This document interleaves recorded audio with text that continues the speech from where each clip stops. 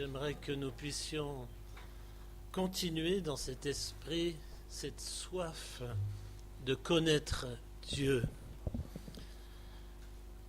Je voudrais lire avec vous, pour introduire ce message, dans l'Épître aux Philippiens, déjà quelques versets au verset 2. « Ayez en vous les sentiments qui étaient en Jésus-Christ, existant en forme de Dieu. Il n'a point regardé son égalité avec Dieu comme une proie arrachée. » Ésaïe dit, il n'avait ni beauté, ni éclat. Il s'est dépouillé lui-même en prenant une forme de serviteur. Il a lavé les pieds de ses disciples. En devenant semblable aux hommes, il est venu comme un petit bébé dans des langes. Il a vécu comme un ouvrier pendant 30 ans. Et puis il a exercé un ministère 3 ans. Et il est mort comme un malfaiteur, comme le dernier des criminels. Il a pris une forme de serviteur. Il est devenu semblable aux hommes. Il a paru comme un vrai homme. Il s'est humilié lui-même, se rendant obéissant jusqu'à la mort, même jusqu'à la mort de la croix. C'est pourquoi aussi Dieu l'a souverainement élevé, lui a donné le nom qui est au-dessus de tout nom. Je lis aussi au chapitre 3, à partir du verset 7. « Mais ces choses qui étaient pour moi des gains, je les ai regardées comme une perte à cause de Christ. Et même je regarde toutes choses comme une perte à cause de l'excellence de la connaissance de Jésus-Christ, mon Seigneur, pour lequel j'ai renoncé à tout. Je les regarde comme de la boue, afin de gagner Christ et d'être trouvé en lui, dans la communion avec lui, non avec ma justice, celle qui vient de la loi, mais avec celle qui s'obtient par la foi en Christ, la justice qui vient de Dieu par la foi. Ainsi, je connaîtrai Christ et la puissance de sa résurrection et la communion de ses souffrances, en devenant conforme à lui dans sa mort, pour parvenir, si je puis, à la résurrection d'entre les morts. Ce n'est pas que j'ai déjà remporté le prix ou que j'ai déjà atteint la perfection, mais je cours pour tâcher de le saisir, puisque moi aussi j'ai été saisi par Jésus-Christ. Frère, je pense pas l'avoir saisi, mais je fais une chose, oubliant ce qui est en arrière et me portant vers ce qui est en avant, je cours vers le but pour remporter le prix de la vocation céleste de Dieu en Jésus-Christ. Est-ce que c'est notre soif à tous de connaître Christ ? Connaître dans la Bible, c'est pas avoir des connaissances intellectuelles, c'est avant tout avoir une relation avec Dieu, une relation avec Christ. L'apôtre Paul parle de l'excellence de la connaissance de Jésus-Christ. Son but, c'était de le connaître.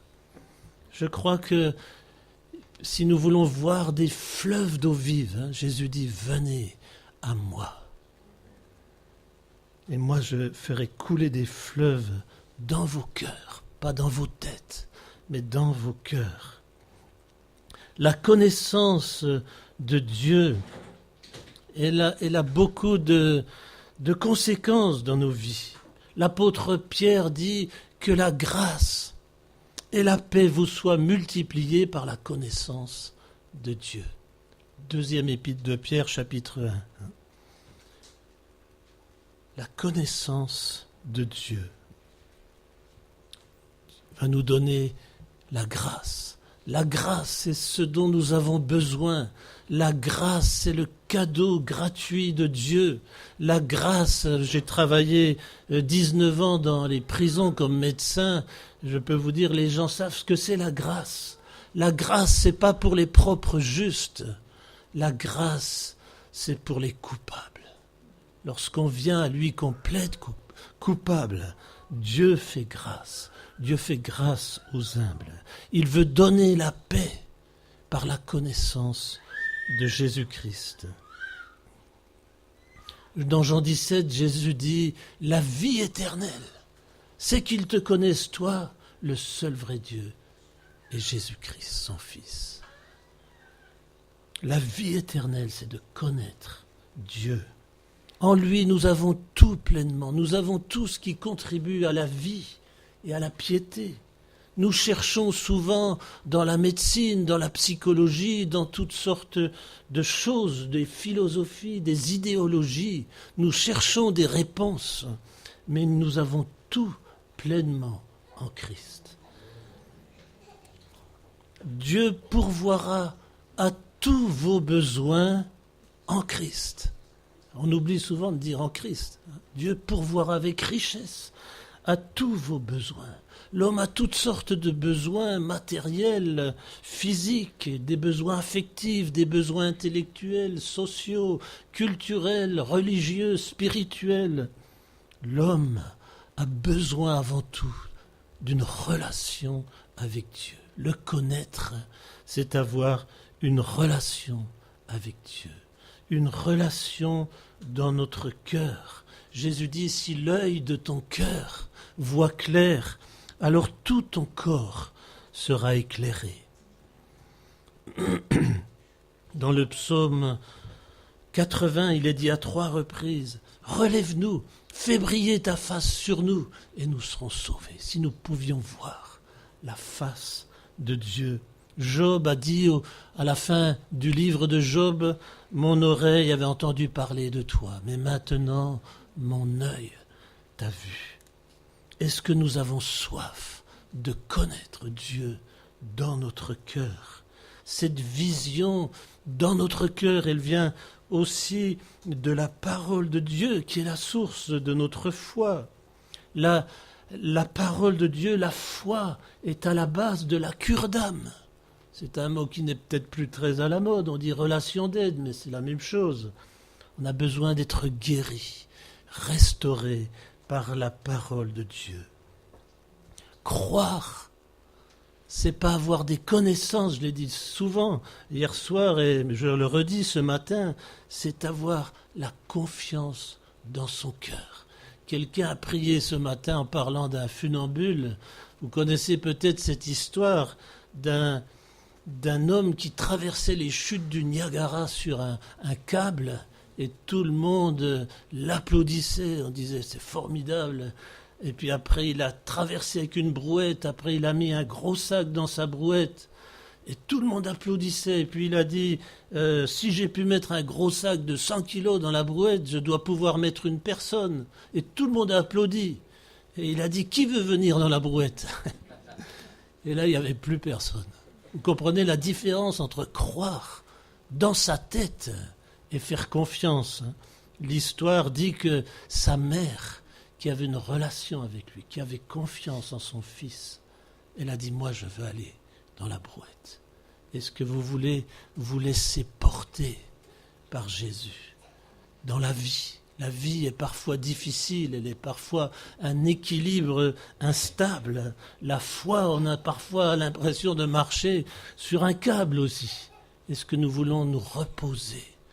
Pour ceux qui croient, ils entrent dans le repos de Dieu.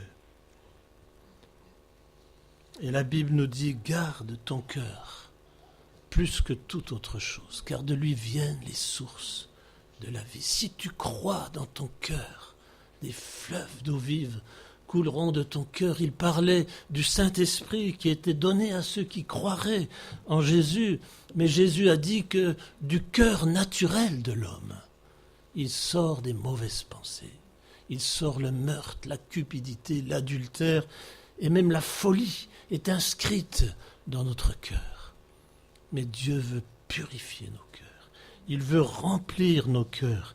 Il veut nous utiliser de mieux en mieux à son service. Nous avons été créés par lui. Toutes choses ont été créées par Jésus-Christ. Et tout a été créé pour lui. Tout ce qui n'a pas été donné à Dieu lui a été volé. Nous sommes à lui. On a chanté « Nous lui appartenons ». Nous sommes son peuple, nous lui appartenons. Notre corps est le temple de Dieu. et on ne fait pas n'importe quoi avec sa vie. Alors, pour apprendre à connaître Dieu, il faut aussi un petit peu parler des noms de Dieu qui nous révèlent ses qualificatifs, qui nous révèlent qui il est. Et la Bible dit « Tu ne prendras pas le nom de Dieu en vain ». Le dire au nom de Jésus, c'est pas une formule magique. Si je dis quelque chose au nom de mon patron, c'est que mon patron me l'a dit. C'est que je suis en relation avec mon patron. Je peux pas faire des chèques le patron me donne pas des chèques en blanc. Je fais ce que le Seigneur a dit. Il est le maître de ma vie. C'est pour cela qu'il est important de connaître Dieu.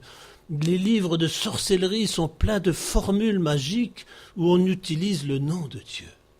Au nom du Père, du Fils et du Saint-Esprit. On fait des tas de choses. On fait même la guerre au nom de Dieu. Mais on n'a pas le droit de prendre le nom de Dieu en vain. Pour prendre le nom de Dieu, il faut être en relation avec lui. Il faut le connaître. Il faut l'aimer. Il faut désirer le suivre. Vous savez peut-être que quand on dit abracadabra, on dit au nom du Père, du Fils et du Saint-Esprit. Ab, ça vient de Abba. Ra, ça vient de roi. Et vous avez le B, c'est une formule magique. On utilise le nom de Dieu. Le croyant est appelé du nom de Dieu. Seul un propriétaire pouvait changer le nom de Dieu. Et quand Dieu rencontre les hommes dans la Bible, il change leur nom. Il leur donne une identité nouvelle.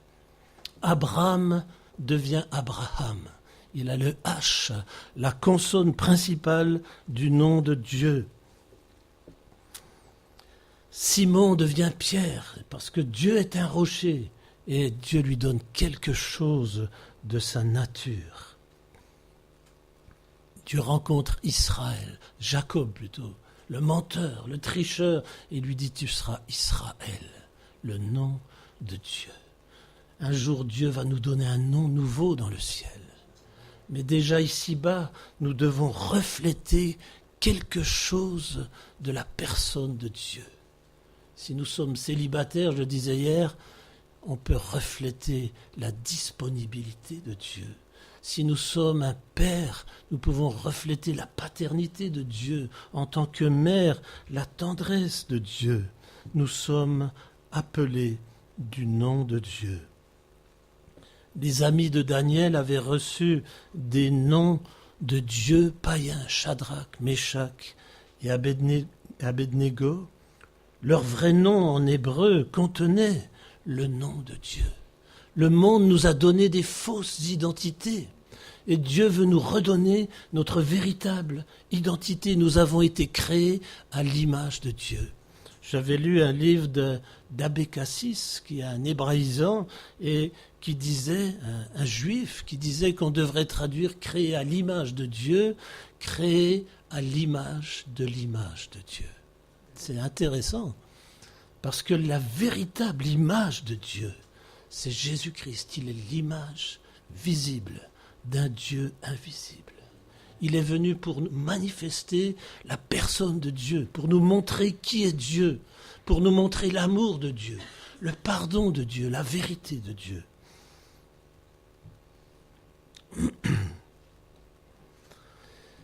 Quel est le nom de votre Dieu? Votre Dieu, c'est ce qui règne tout au fond de votre cœur. C'est ce que vous recherchez de tout votre être. C'est le but de votre vie. C'est là où vous investissez toute votre énergie, le centre de votre vie. Est-ce que c'est le vrai Dieu, le Dieu de la Bible? Ou est-ce que c'est une idole? Est-ce que c'est le moi, votre orgueil, la volonté de pouvoir, la volonté de gagner de l'argent? Celui qui veut gagner sa vie la perdra. Est-ce que c'est la gloire ou est-ce que c'est Jésus qui est tout le trésor de mon cœur?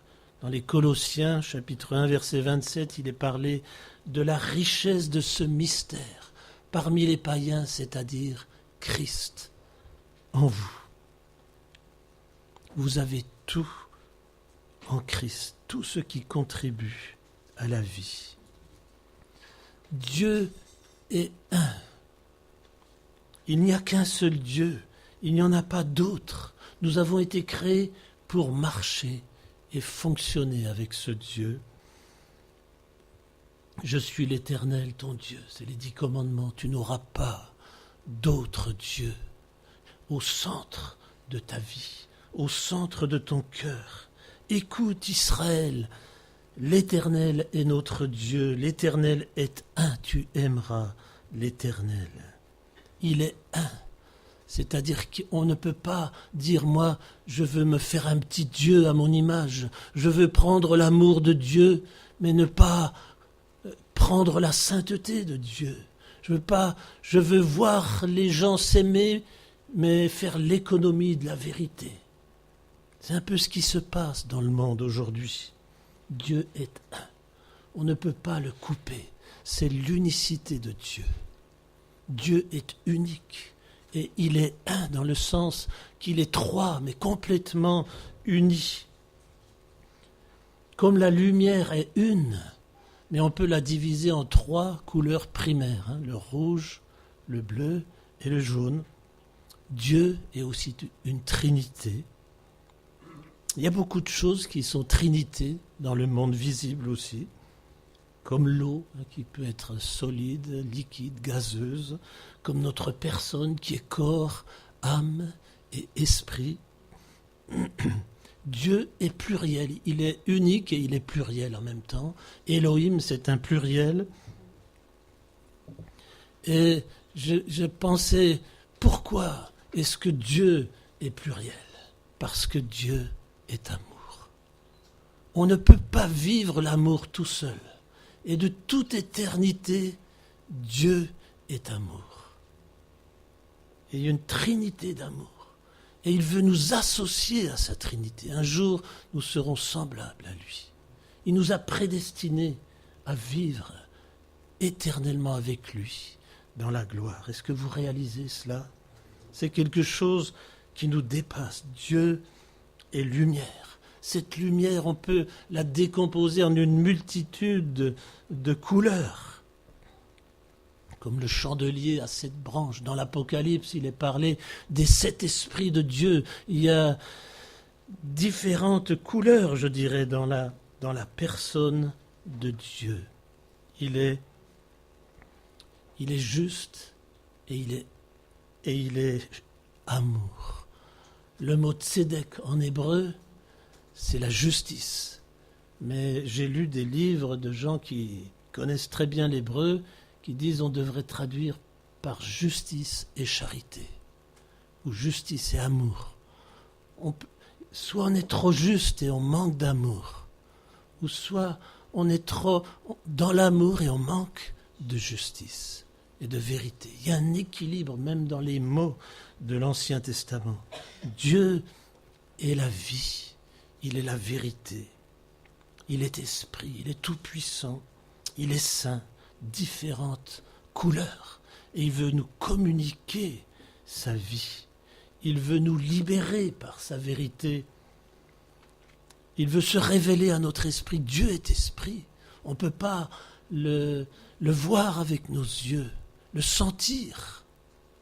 Dieu est esprit. Il faut que ceux qui l'adorent en esprit, c'est-à-dire par la foi, avec tout notre amour, avec toute notre volonté. Et ce Dieu est en 3 personnes et il se révèle déjà comme un Père. Déjà dans l'Ancien Testament, dans les psaumes, dans le prophète Ésaïe. C'est toi, Éternel, qui es notre Père, qui dès l'éternité t'appelle notre Sauveur. Dans le Nouveau Testament, Jésus parle beaucoup, surtout dans l'Évangile de Jean, de son Père. Le Père lui-même vous aime. Ce mot revient plus de 100 fois dans l'Évangile de Jean. Le Père de Jésus-Christ veut devenir notre Père. Le Père représente l'amour de Dieu et l'autorité de Dieu. Je pourrais vous citer beaucoup de versets, il me faudrait 15 jours pour vous en parler. Mais est-ce que nous avons cette révélation d'un Père dans notre cœur? On peut avoir une théologie Dieu est Père, Fils et Saint-Esprit et c'est fini. Mais savoir que le Créateur de l'univers, des galaxies qui sont à des millions d'années-lumière, ce Dieu que l'univers ne peut contenir, ce Dieu-là, il est ton papa. Est-ce que vous réalisez ça? Quelle sécurité si nous pouvions être convaincus dans notre cœur que ce Dieu est avec nous tous les jours. Il ne nous abandonnera pas. Il veut prendre soin de nous. J'avais lu une fois l'histoire du Sadhu Sundar Singh qui était dans l'Himalaya et puis qui avait voulu se réfugier dans une grotte en hiver. Et il est tombé nez à nez avec un tigre. Alors je ne sais pas ce que vous auriez fait, vous, mais moi je crois que je serais parti à reculons. Et puis c'est ce qu'il a fait d'ailleurs, il est parti. Et puis le Seigneur lui a parlé, il lui a dit, tu vois, c'est l'animal qui devra avoir peur de l'homme, c'est pas l'homme qui doit avoir peur des animaux. Vous avez peut-être peur des araignées ou des souris. Et alors il est retourné dans la caverne et il a chassé le tigre au nom de Jésus. Il avait cette vision d'un Père tout-puissant. Je ne vous dis pas de copier les expériences. Il ne faut pas tenter Dieu non plus. C'est comme il est dit dans Marc 16, vous pourrez même boire des breuvages mortels, ils ne vous feront pas de mal. Je ne vous conseille pas de le faire. Mais j'ai connu des missionnaires, on les a forcés, on voulait les tuer, on les a forcés à boire des breuvages mortels. Ils l'ont bu au nom de Jésus. Et le breuvage leur a fait aucun mal. Comprenez la différence? Dans certaines situations, Dieu nous donne la foi, mais on ne peut pas fabriquer la foi. On ne peut pas copier la foi. On ne peut pas manipuler le nom de Dieu. On ne peut pas utiliser le nom de Jésus n'importe comment. Nous avons besoin que Dieu renouvelle la vision de Dieu dans notre cœur. Souvent, nous avons transféré cette vision à partir de la vision de notre Père terrestre, qui nous a peut-être fait du mal, qui a été absent, qui ne s'est pas occupé de nous, qui a été violent, qui se désintéressait de nous, qui se moquait de nous. Certains ont été abusés physiquement ou psychiquement. Et l'image du Père s'est effondrée dans notre société. C'est peut-être pour cela qu'il y a aussi ce regain de l'homosexualité. Je crois que les hommes ont besoin de la vision d'un Père dans leur cœur, un Père plein de tendresse et plein d'autorité. Thomas disait à Jésus, montre-nous le Père, et cela nous suffit. Et Jésus leur a dit, mais il y a tant d'années que je suis avec toi, tu ne m'as pas connu. Celui qui m'a vu a vu le Père. Et ça serait intéressant d'étudier tous les noms qui commencent par Elohim ou qui commencent par Yahvé dans l'Ancien Testament. Je vais peut-être vous en citer juste quelques-uns. Donc Elohim, c'est plutôt le Dieu fort, le Dieu puissant, le Dieu créateur de l'univers. Et un des premiers noms composés à partir de El, c'est El Elyon, dans Genèse 14, avec Melchizedek. Et c'est là que Abraham partage le pain et le vin avec lui. J'ai remarqué que chaque fois que Dieu révèle son nom, même dans l'Ancien Testament, il est question de l'alliance de Dieu avec les hommes. Il est question de la croix. Mais la première révélation de Dieu, c'est le Dieu créateur. El Elyon, un Dieu très haut. C'est peut-être une des premières révélations que les hommes peuvent avoir quand ils considèrent, comme on l'a lu ce matin dans Romains 1, ce que Dieu a créé, la grandeur de Dieu, la grandeur de la création. C'est un Dieu très loin. Et j'ai trouvé 9 noms composés, je ne vais pas vous les citer. Je vais arriver au dernier nom composé. C'est dans Ésaïe 9, El Gibor, ou El Gibor. Je ne sais pas comment il faut dire.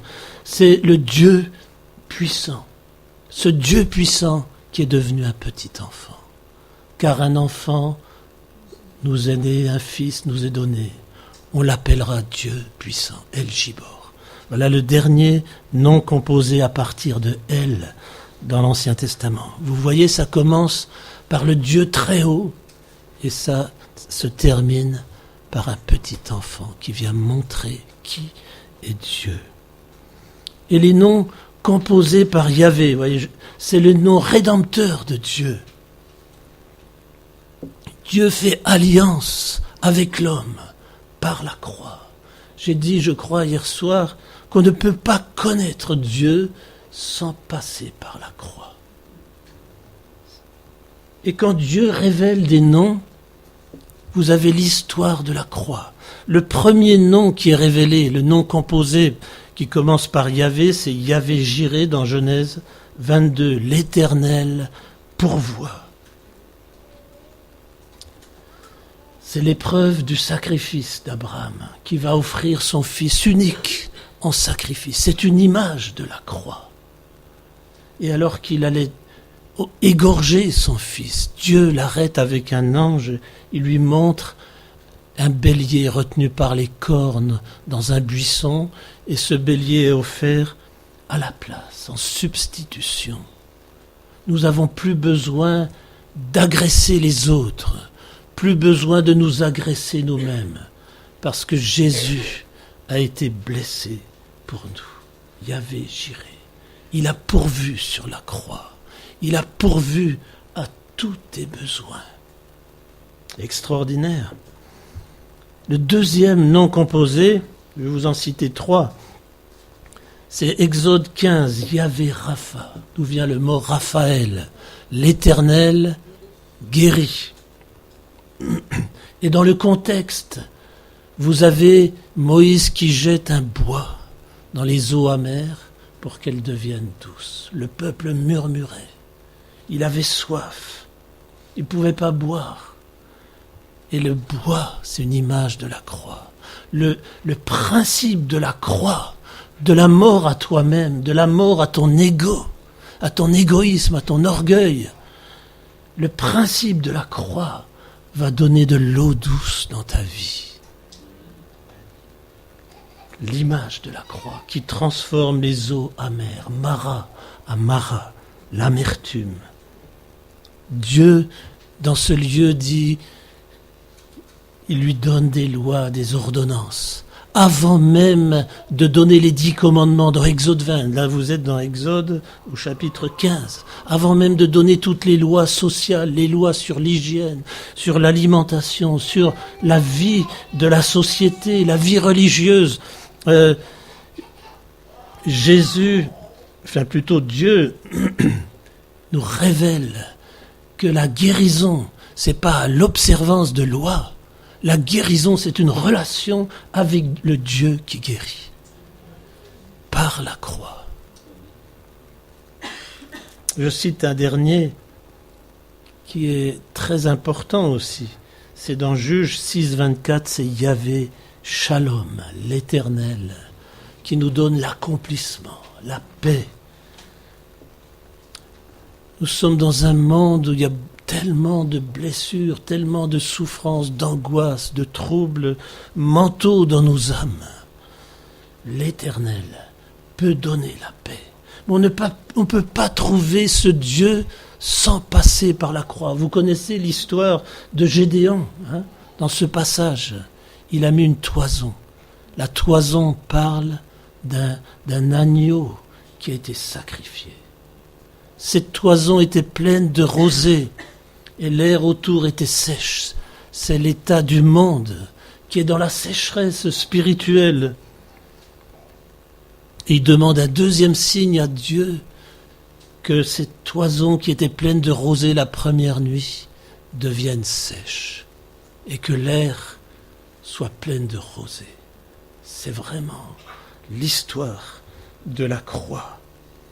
Je vous cite encore le 9e nom composé, Yahvé Shama, dans Ézéchiel 48. L'Éternel qui est là et qui entend. Dieu nous entend. Dieu n'est pas loin des hommes.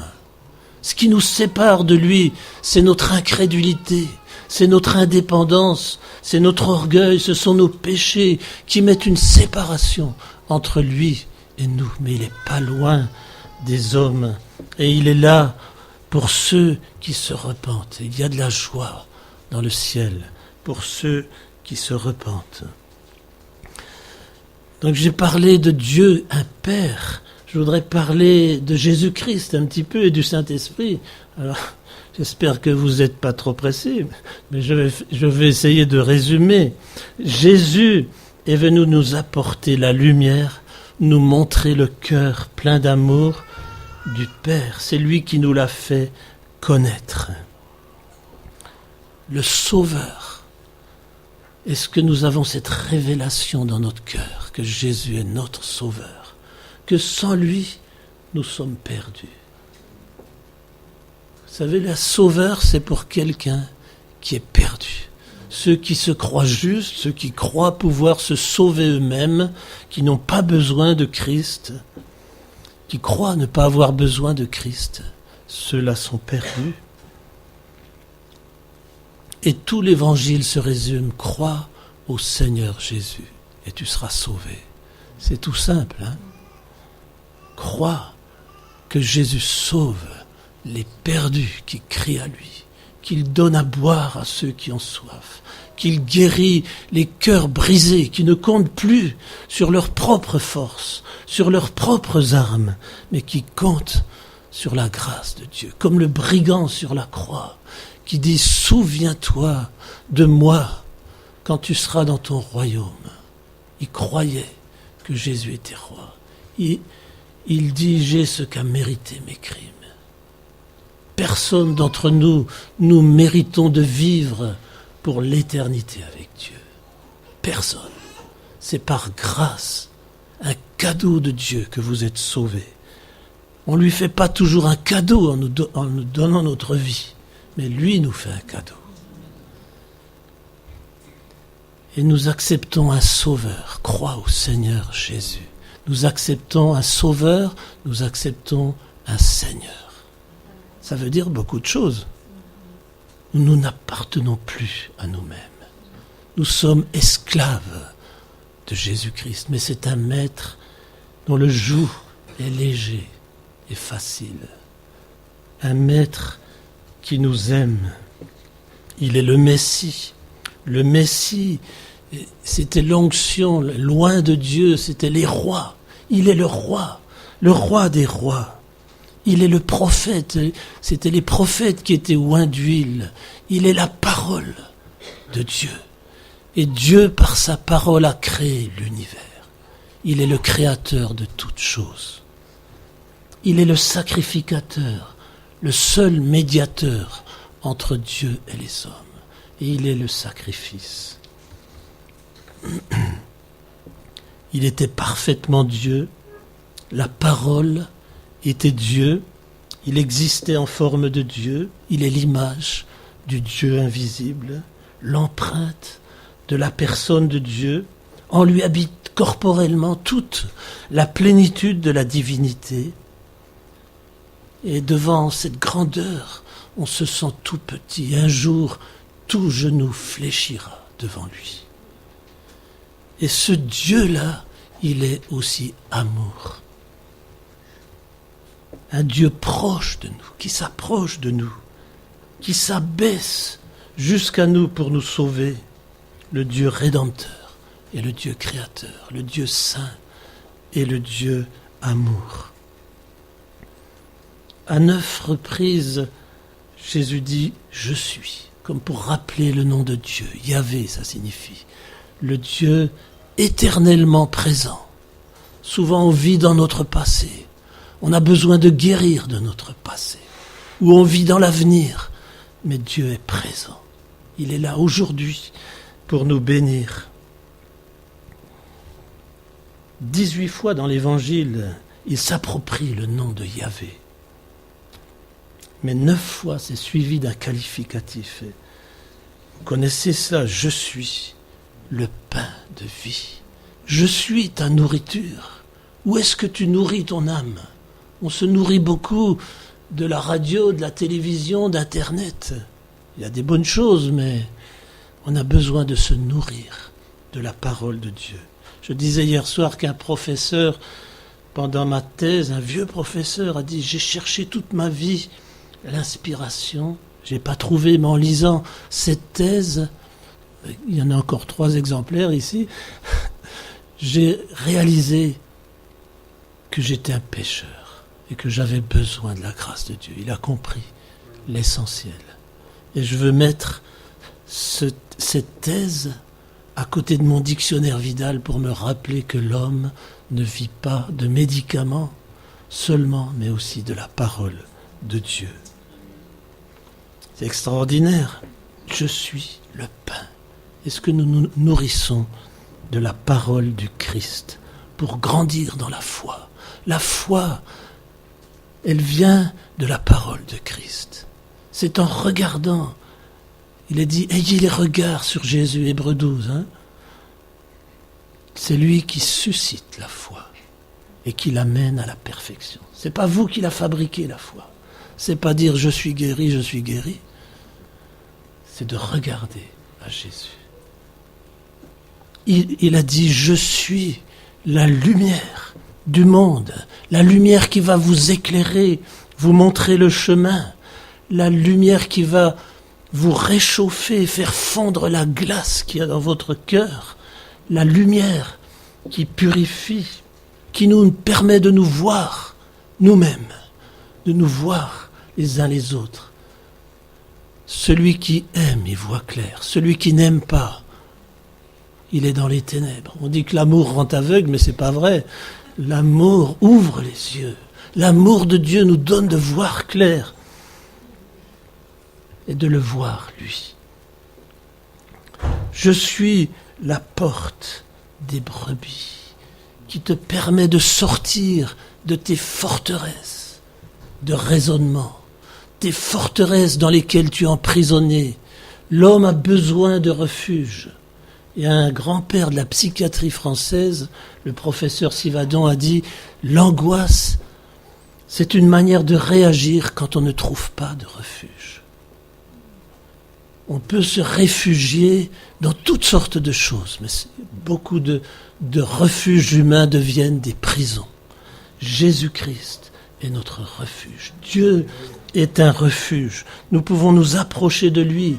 Il est la porte qui nous permet de sortir de nos prisons et d'entrer dans le vrai refuge.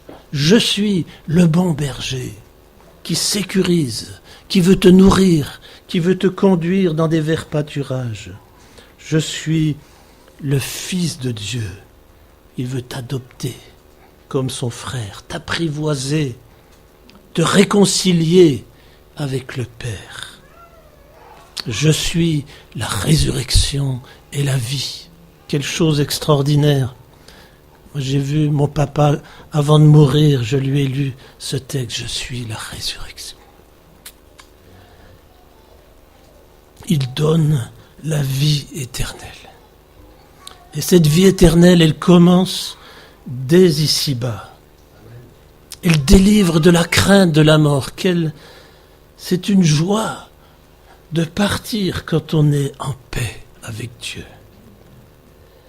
Je suis le chemin, la vérité et la vie. La vérité n'est pas une idéologie. C'est le Dieu véritable, c'est une personne. C'est pas une philosophie. La vie, ce n'est pas des régimes, ce n'est pas le sport. La vie, c'est une relation avec Dieu. Je suis la vérité, la vie, le chemin qui mène au Père. Je suis le cep, la source de ta véritable identité, la source d'une vie fructueuse et abondante. Et le dernier je suis, c'est je suis le roi des Juifs. Je suis le roi. Le roi, il nous enracine dans un peuple, dans une famille humaine. Nous sommes greffés à l'Israël de Dieu. Et encore quelques mots, si vous me permettez, vous n'êtes pas trop fatigué, non ? Sur le Saint-Esprit, la troisième personne, tous les qualificatifs du Père, du Fils et du Saint-Esprit, on les retrouve chez chacun d'entre eux. Et la foi chrétienne est indissociable de l'œuvre du Saint-Esprit. Le Saint-Esprit, il y a le mot saint dedans. Il veut nous purifier. Il veut nous transformer, nous fortifier. Nous sommes le temple du Saint-Esprit. C'est l'Esprit du Père. Il est appelé comme cela aussi. L'Esprit de Jésus. C'est tout cela, le Saint-Esprit.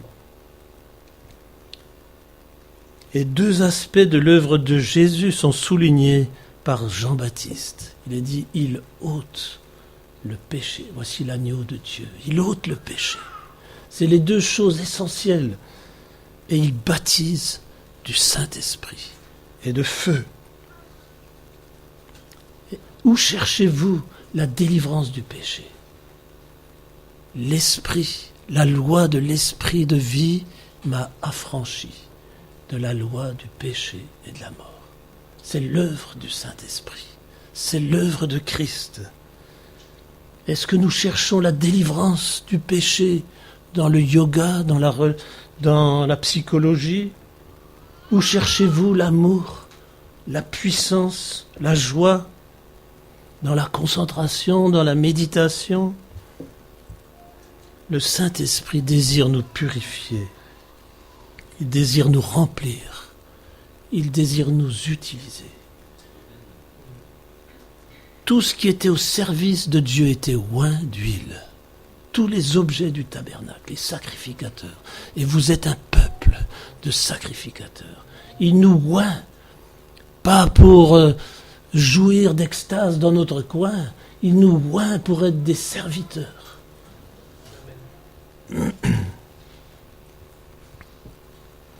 Et pour recevoir cet esprit, il faut avoir soif. Si quelqu'un a soif, qu'il vienne à moi et qu'il boive. Celui qui croit en moi, des fleuves d'eau vive couleront de son sein. Il dit cela de l'esprit que devaient recevoir ceux qui croiraient en lui. Est-ce que vous voulez le Saint-Esprit pour le salut des âmes, pour recevoir comme un fleuve et pour donner? Si on reçoit et qu'on ne donne pas, on est comme une mare à canard, comme la mer morte. Elle reçoit, elle ne donne pas. On a été créé pour être des canaux de la grâce de Dieu. Il y a différentes expressions qui parlent du Saint-Esprit. Il est dit que nous sommes nés de l'Esprit par la nouvelle naissance. Nous sommes nés à la foi, nés à la vie nouvelle. Je suis né dans une famille. Je suis enfant de la famille de Dieu, né de l'Esprit. Baptisé, ça veut dire immergé.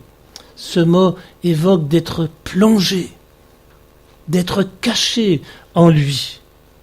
À la Pentecôte, le feu est descendu. Il était déjà dans le cœur des disciples, mais le feu descendit sur eux. C'est ça l'importance, revêtus de la puissance de Dieu pour être des témoins. Il est question d'être rempli de l'Esprit. Là, c'est être saturé, rempli de la parole de Dieu, rempli de l'Esprit de Dieu. Dès son baptême, Jésus était rempli du Saint-Esprit. Il est parlé de l'onction. L'onction, c'est être qualifié pour un service, consacré pour un service. Dieu a oint du Saint-Esprit de force Jésus de Nazareth, qui allait de lieu en lieu faisant du bien et guérissant tous ceux qui étaient sous l'empire du diable. Il m'a oint pour guérir, il m'a oint pour aider les autres, pour servir les autres. Tout ce qui est au service de Dieu a besoin d'être oint d'huile. Et avant d'être oint d'huile, elle a besoin d'être purifiée par le sang de Christ. Scellée du Saint-Esprit, le sceau marque la propriété de Dieu.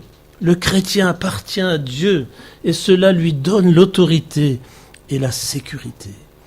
Il nous est dit que nous avons aussi les arts de l'Esprit, les prémices de l'Esprit, une caution de notre héritage à venir jusqu'à la rédemption complète. Dieu nous a marqués d'un sceau et il a mis dans nos cœurs les arts de l'Esprit. Alors, pour le recevoir, il faut avoir soif. Il faut se repentir. Il faut croire à la parole de Dieu. On a toujours, une fois qu'on a reçu le Seigneur dans sa vie, on a besoin de grandir. Comme on reçoit de l'oxygène à la naissance, mais il faut continuer à respirer toute sa vie. Si on oublie de respirer, c'est grave.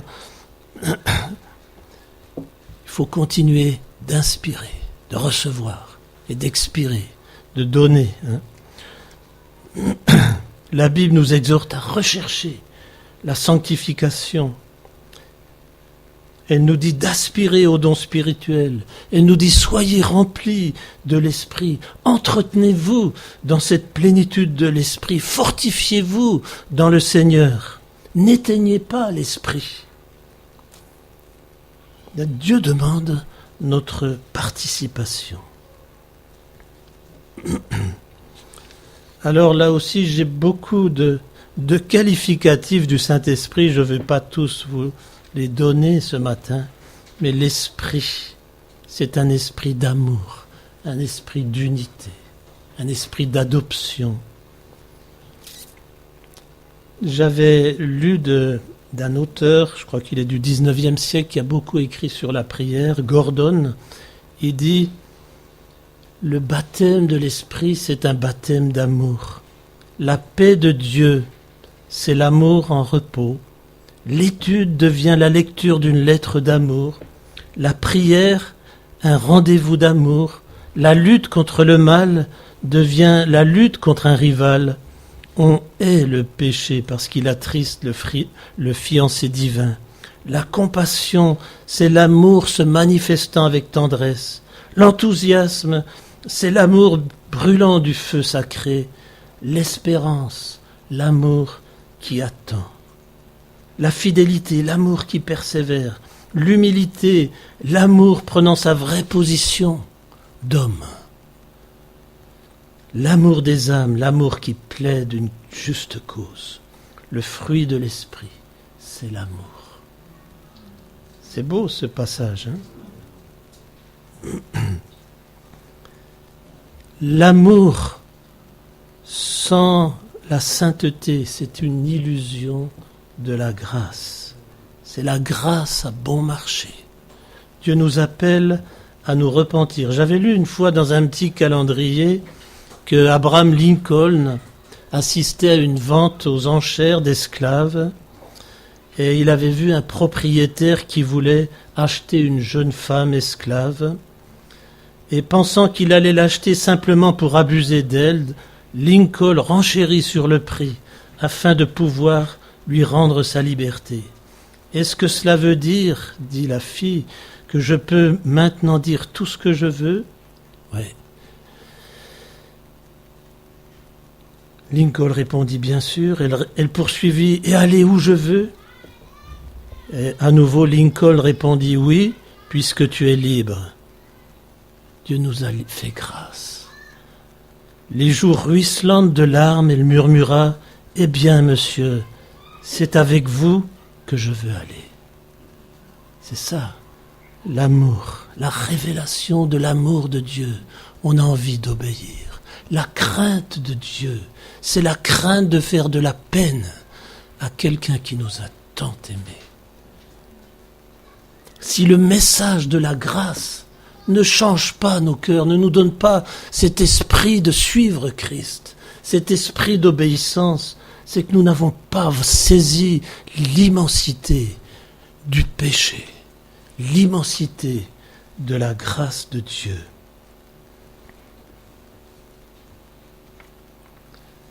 Donc c'est important d'avoir cet équilibre. Et puis la sainteté, il y a des gens qui parlent que de sainteté, mais sans amour. Ça conduit aussi au légalisme. La haine du péché, elle devrait être tempérée par l'amour pour les pécheurs. Jésus était l'ami des pécheurs. Elle devrait être tempérée par les cœurs brisés. Je pense à Nathan, qui a rencontré David après qu'il ait péché. Il lui a dit, cet homme-là, c'est toi. Vous savez, il y a la même parole, elle peut être dite pour blesser, et elle peut être dite pour toucher le cœur de quelqu'un. Un philosophe disait, moi j'écoute pas ce que les gens disent, j'écoute le ton avec lequel ils le disent. Je crois que Nathan, rempli de la sagesse, de l'amour, de la tristesse de Dieu, il lui a dit, cet homme-là, c'est toi, avec un ton qui a amené David à écrire le psaume 51, qui s'est repenti, qu'il a pleuré sur son péché. Dieu souffre chaque fois qu'il doit exercer des jugements sur le monde. Il avertit les hommes par des jugements, mais il est toujours plein d'amour. Il est le consolateur, le Saint-Esprit. C'est l'esprit de sainteté, l'esprit d'amour, l'esprit de consolation. C'est aussi l'esprit de vérité, l'esprit de guérison, de vie, d'équilibre, l'esprit de justice, de paix, de joie. C'est lui qui nous aide à prier. Quand nous ne savons pas quoi prier, l'Esprit lui-même intercède par des soupirs inexprimables. Il n'y a pas toujours besoin d'exprimer, mais d'être devant Dieu et de dire ce qu'il y a dans notre cœur. Faites par l'Esprit toutes sortes de prières. Toutes les vraies prières ont leur source en Dieu. Il est l'esprit de foi. Il y a beaucoup d'autres qualificatifs. Je termine avec l'esprit de gloire. L'esprit glorifie Jésus. Il ne glorifie pas l'homme. L'esprit est attristé chaque fois que nous nous glorifions. On peut se glorifier même dans les églises. Nous volons la gloire à Dieu. Tout est grâce de Dieu. Tout ce que Dieu a fait dans ma vie et dans vos vies, c'est une grâce de Dieu. L'esprit de gloire, c'est l'esprit qui rend gloire à Dieu. Mais vous savez quand est-ce qu'il repose sur vous, l'esprit de gloire? Dans la souffrance. Ouais. Il repose sur vous quand vous êtes outragés pour Jésus, quand on se moque de vous. Ça, c'est pas la gloire selon les hommes. Hein. Je ne sais pas si vous avez vu des fois des gens vous cracher au visage. Hein, moi, j'ai vu une fois un prisonnier qui m'a retourné mon bureau parce que je ne voulais pas faire comme il voulait. On ne se sent pas très glorieux, là. Hein, mais l'apôtre Pierre dit, si vous êtes outragés pour le nom de Christ, vous êtes heureux parce que l'esprit de gloire repose sur vous. Quand Étienne était lapidé, son visage rayonnait. Il a vu Jésus debout, qui l'accueillait dans le ciel. Il a vu la gloire de Dieu. L'esprit de gloire était sur lui. Quand Jésus a dit « Père, pardonne-leur », l'esprit de gloire était sur lui. Et nous sommes appelés à louer le Seigneur pour la gloire de sa grâce. Voilà. Nous allons prier ensemble. Peut-être si 2-3 personnes parmi vous voulaient prier, simplement remercier Seigneur pour tout ce qu'il est, pour lui demander que nous puissions le connaître mieux l'aimer mieux et le servir mieux.